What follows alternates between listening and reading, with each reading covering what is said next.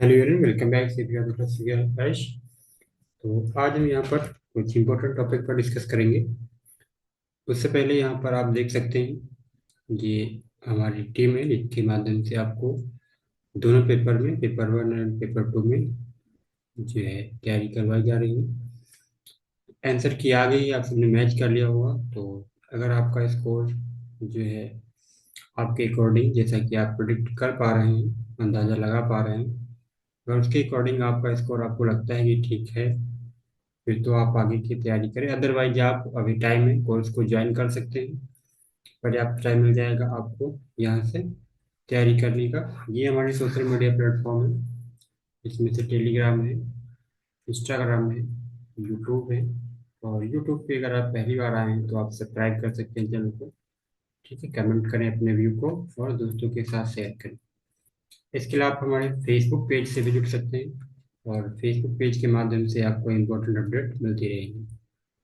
इन सब के बावजूद हमारी कोल इंडिया टीम, या हम ये कह सकते हैं कि कोल इंडिया के लिए जो वैकेंसी आई है, उसके लिए हमारा एक बैच चल रहा है, तो आप उसको भी ज्वाइन कर सकते हैं। ठीक है, तो आज हम डिस्कस करेंगे यूनिट वन के चैप्टर फोर, जो कि समाज कार्य में जो मूल्य परक मान्यताएं हैं, और विशेषकर आचार संहिता, जहाँ से बार बार क्वेश्चन आ रहे हैं।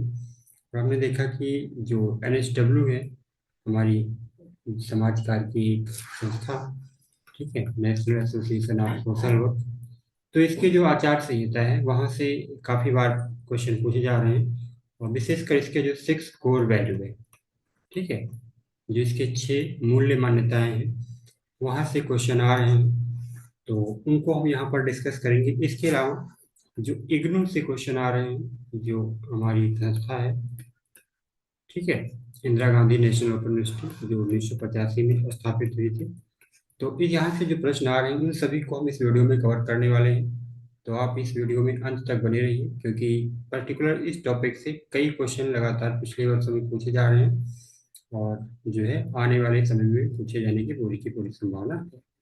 ठीक है, तो आइए डिस्कशन स्टार्ट करते हैं।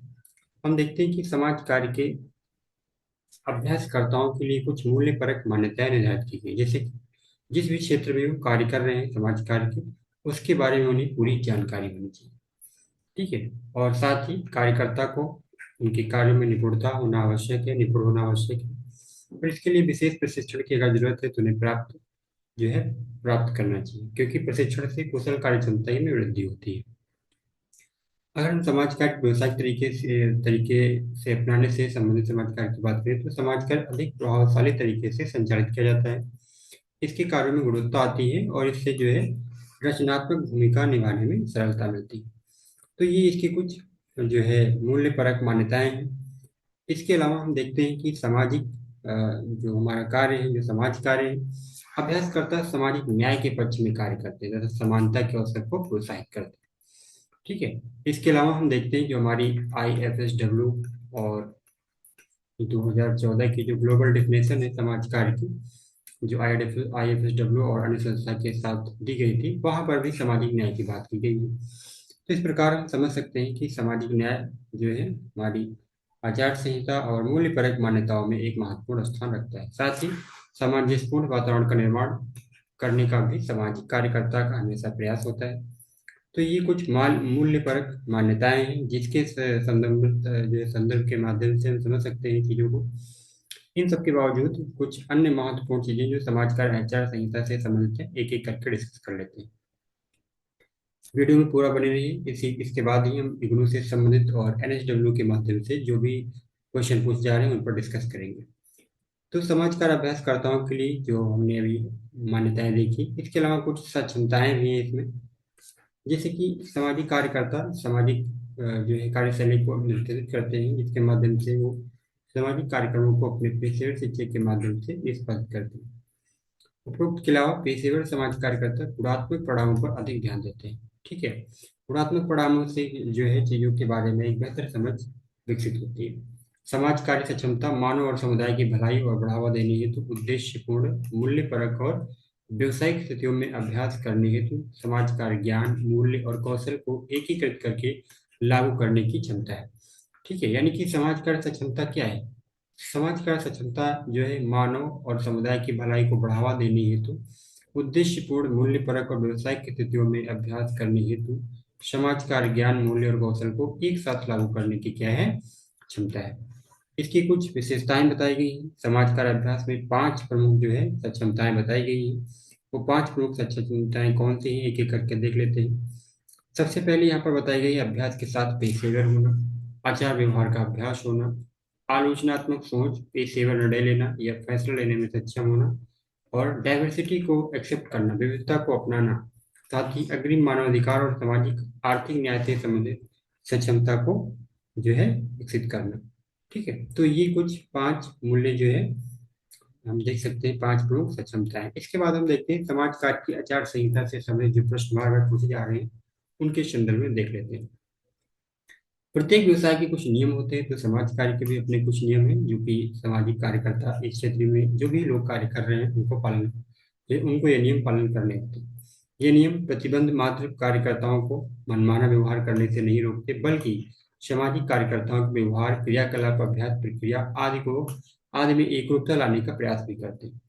अगर हम इसकी आचार संहिता की बात करें तो पहली बार सामाजिक कार्यकर्ताओं के लिए आचार संहिता मैरी रिचमंड ने अमेरिका में 1920 में दी थी।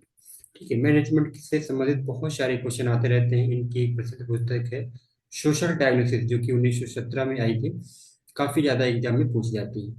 इसके अलावा सामाजिक कार्य आचार संहिता के संदर्भ में अगला प्रयास American Association of Social Work तथा National Association of Social Work ने 1920 में किया, और इस संदर्भ में समाज कार्य व्यावसायिक अभ्यास में समरूपता लाने के लिए आचार संहिता को ग्रहण कर कार्यकर्ताओं के लिए अनिवार्य कर दिया गया। भारत के संदर्भ में अगर हम देखें तो 1960 में national Association of Social Work ने अपनी एक आचार संहिता विकसित की। इसे कम से कम 6 बार संशोधित किया जा चुका है, और भारत में अलग से समाज कार्य की कोई आचार संहिता नहीं है, बल्कि अमेरिका से ही ग्रहण की गई है और इसे अपनाया गया है। ठीक है, उपरोक्त के अलावा भारत में समाज कार्य के संदर्भ में आचार संहिता से संबंधित और उसे विकसित करने के लिए अनेक प्रयास होते रहे, और इसी संदर्भ में एक महत्वपूर्ण प्रयास होता है जो है association school of Social work India.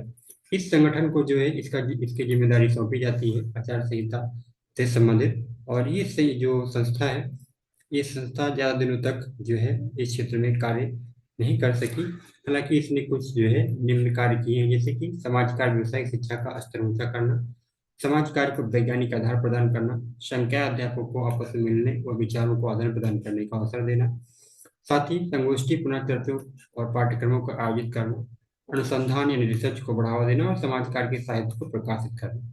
हालांकि ये जो है पूरी तरीके से आचार संहिता को प्रदान करने में सफल नहीं रही, लेकिन इसने एक आधार तय कर दिया, और इस प्रकार लगातार जो है इस संदर्भ में इस क्षेत्र में कार्य होते रहे। यहाँ पर ध्यान देने योग्य बात यह है कि भारत में IGNOU, Indira Gandhi national open university ने समाज कार्य के स्नातक कार्यक्रम में भारत में सामाजिक कार्यकर्ताओं के लिए आचार संहिता नाम से एक अध्याय 2004 में ऐड किया। इसको जो है ध्यान से सुन लेना, नोट कर लेना, यहाँ से प्रश्न पूछा जा सकता है।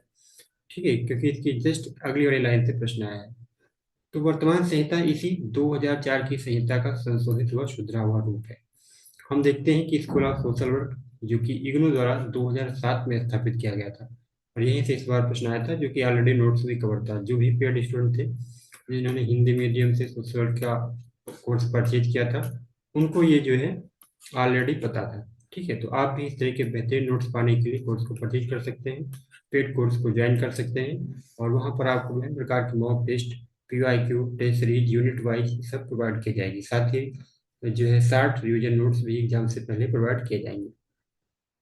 ठीक है, तो स्कूल ऑफ सोशल वर्क जो कि 2007 में स्थापित किया गया है इग्नू द्वारा, तो इसने जो है सोशल वर्क द्वारा प्रारूपित आचार संहिता के 12 मान्यताओं पर आधारित एक आचार संहिता तैयार की, और इन 12 मान्यताओं में से 6 मान्यताएं जो है जो NSW national Association of Social work की कोर वैल्यू है उनको भी शामिल करके भारतीय उपमहाद्वीप में समाज कार्य की दूरदर्शिता व मिशन को प्रदर्शित करती है। इसमें से 6 मान्यताएं NSW के आचार संहिता से ली गई हैं, और 6 जो है SOSW के निर्देशक द्वारा प्रोत्साहित की गई है। SOSW वही है स्कूल ऑफ सोशल वर्क। ठीक है, इनमें भारतीय संदर्भ की जो है सांस्कृतिक एवं सामुदायिक विशेषताओं को शामिल किया गया है। यहाँ पर ये बताते चले कि स्कूल ऑफ सोशल वर्क के संस्थापक निर्देशक जो है national Association of professor social work in India के भी संस्थापक उपाध्यक्ष थे। ठीक है, तो इस चीज को यहाँ पर समझ सकते हैं। भारतीय उपमहाद्वीप की बात करें तो भारतीय उपमहाद्वीप में टोटल 7 देश आते हैं। इसमें जो है भारत आता है, ठीक है, पाक आता है, पाकिस्तान आता है, नेपाल आता है, ठीक है, भूटान आता है। इस प्रकार टोटल 7 देश आते हैं भारतीय उपमहाद्वीप में।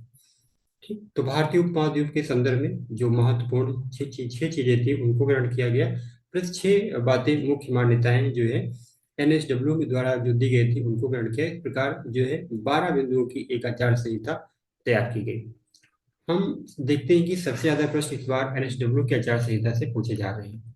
ठीक है, एनएसडब्ल्यू की स्थापना कब हुई? 1955 में, है ना। तो यहाँ से बार बार प्रश्न आते हैं, सबको आपको अच्छे से याद कर लेना है। ठीक है, सबसे पहले है सेवा यानी कि सर्विस।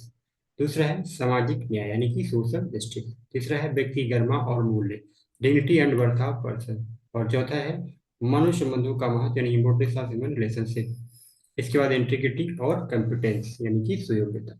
ठीक है, तो इस प्रकार हम देखते हैं ये 6 जो मौलिक मान्यताएं हैं, 6 कोर वैल्यू हैं, एनएसडब्ल्यू द्वारा दिए गए हैं। यहाँ से प्रश्न कई बार रिपीट हो रहे हैं, बार बार आ रहे हैं, तो इनको आपको याद रखना है।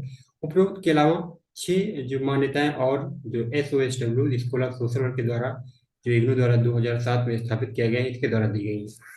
ये कौन सी है? कठोर परिश्रम यानी कि हार्ड वर्क, टीचरशिप यानी कि अध्यापन, व्यवसाय के प्रति निष्ठा यानी loyalty to profession, cultural sensitivity यानी सांस्कृतिक संवेदनशीलता, जिम्मेदारिता प्रतिबद्धता responsibility and commitment, and patriotism यानी कि राष्ट्रभक्ति। ठीक है, तो इस प्रकार हम देखते हैं कि जो भारत में आचार संहिता इस समय है उसमें टोटल 12 मुख्य बिंदु हैं, जिसमें से 6 एनएसडब्ल्यू द्वारा लिए गए हैं और 6 जो है एसओएसडब्ल्यू द्वारा विकसित किए गए हैं। ठीक है, अगर हम बात करें इग्नू की, तो इग्नू इंदिरा गांधी राष्ट्रीय मुक्त विश्वविद्यालय है। समाज कार्य के लिए इसने जो है भारत में दूरस्थ शिक्षा के क्षेत्र में महत्वपूर्ण कार्य किया है और एक अग्रणी संस्थान है। 2007 में इग्नू ने जो है स्कूल ऑफ सोशल वर्क यानी समाज कार्य विद्यालय स्थापित किया, जो कि एचआईवी एड्स समाज कार्य, ठीक है, अन्य विभिन्न क्षेत्रों में जैसे जनजातीय अध्ययन जैसे विभिन्न विशिष्टताओं में क्या करता है, डिप्लोमा प्रदान करता है। स्नातक और परास्नातक डॉक्टरेट डिग्री तक ही प्रदान करता है। ठीक है, अगर हम बात करें जो एसओएसडब्ल्यू है इग्नू के संदर्भ में इसकी क्या विशेषताएं हैं, तो हम देखते हैं कि ये अपनी तरह का पहला जो है क्या है, विद्यालय है। एसओएसडब्ल्यू भारत का पहला विद्यालय है जो दूरस्थ शिक्षा के माध्यम से समाज कार्य में कार्यक्रम प्रदान करता है, जो देश भर और यहाँ तक कि विदेश में छात्रों तक पहुँचता है। विविध कार्यक्रमों में के माध्यम से सीखने की जरूरतों और आकांक्षाओं को पूरा करने की कोशिश करता है। साथ ही व्यवहारिक कौशल पर भी ध्यान दिया जाता है इंटर्नशिप के स्टडी सब के माध्यम से। और गुणवत्तापूर्ण शिक्षा तो जो है इग्नू की पहचान है। ठीक है, तो इस प्रकार हम देखते हैं एसओडब्ल्यू और इग्नू ये दोनों मिलकर जो है समाज कार्य की दिशा में बहुत सारे नए नए प्रयास कर रहे हैं। इसके अलावा हम समाज कार्यताओं के लिए आचार संहिता के विशिष्ट उद्देश्यों की अगर हम बात करें तो इसमें समाज कार्य शिक्षा संस्थाओं अभिकरणों समितियों नियुक्तों तक प्रशासकों को मार्गदर्शन प्रदान करना, साथ ही समाज कार्यकर्ताओं को व्यवसायिक अभ्यास प्राप्त जो है अभ्यास प्रॉइडिंग से करने के लिए मार्गदर्शन देना, और भारत में समाज कार्य व्यवसाय के लिए मानकों को स्थापित करना। ठीक है, साथ ही समाज कार्यकर्ताओं को किसी भी प्रकार से शोषण से बचाना। तो ये कुछ जो है महत्वपूर्ण मान्यताएं हैं जो हम समाज कार्य के संदर्भ में देखते हैं। उपरोक्त के अलावा 2-3 पॉइंट और काफी ज्यादा इस क्षेत्र में महत्वपूर्ण है। समाज कार्य व्यवसाय में ज्ञान व निपुणता के आधार को साक्ष्य आधारित शोध के माध्यम से सुधार व विकास करना, समाज कार्य अभ्यास के व्यवसाय को बढ़ाना व सुविधाजनक बनाना। तो हम देखते हैं कि इन सभी के माध्यम से समाज कार्य अभ्यास के लिए आचार संहिता एक आधार प्रदान करती है और बहुत से देशों ने समाज कार्य को व्यवसाय के रूप में स्वीकार किया है और एक विशिष्ट आचार संहिता का प्रारूप भी तैयार किया है। इनमें से बहुत सारी आचार संहिताएं International Federation of Social Workers जिसकी स्थापना 1956 में हुई थी, ठीक है, तो इसकी वेबसाइट पर जो है आपको मिल जाएंगी। ठीक है, तो ये हमारा आज का डिस्कशन है। आपको वीडियो कैसी लगी कमेंट के माध्यम से जरूर बताएं।